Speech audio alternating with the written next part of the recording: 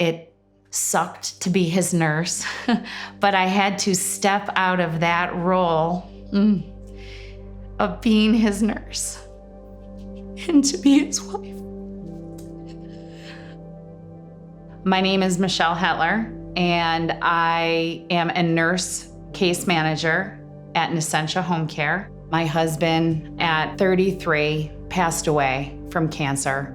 So that shaped me, I think, in my nursing career as a person. My whole thing is about advocacy. So I will stop at no end to get what a patient needs.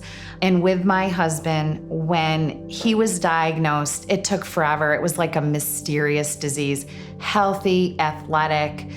Nobody could figure out what was wrong with him. He had some back pain, that was it.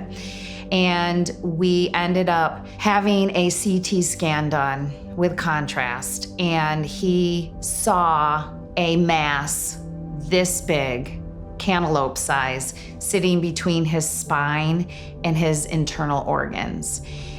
For 6 months, he had chemo. It was not working. And the doctors said the same thing. It just wasn't working. So we wanted to come home. He lived in Baldwinsville. So all of our family and friends moved our apartment in Pittsburgh to a home here. It was perfect to be at home. It sucked to be his nurse, but I had to step out of that role of being his nurse and to be his wife. So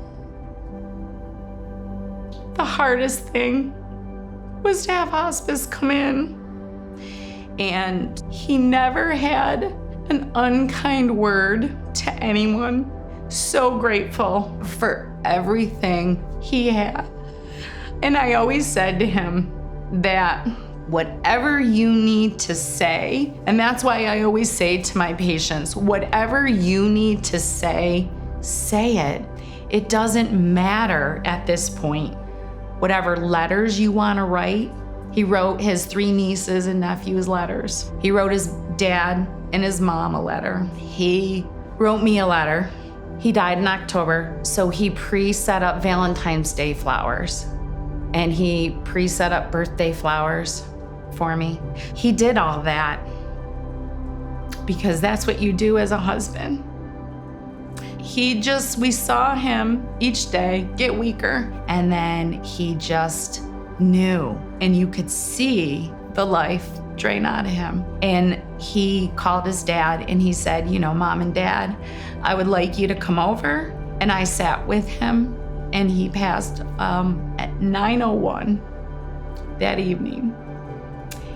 And you talk to someone at the very end of their lives. And that's what I always will encourage family to do, and to tell family members the last sense of is hearing, and you keep talking to that family member. You sit next to them, you hold them, you talk to them, and that's what makes the difference. And so for me, that is the gift I could give him in the end.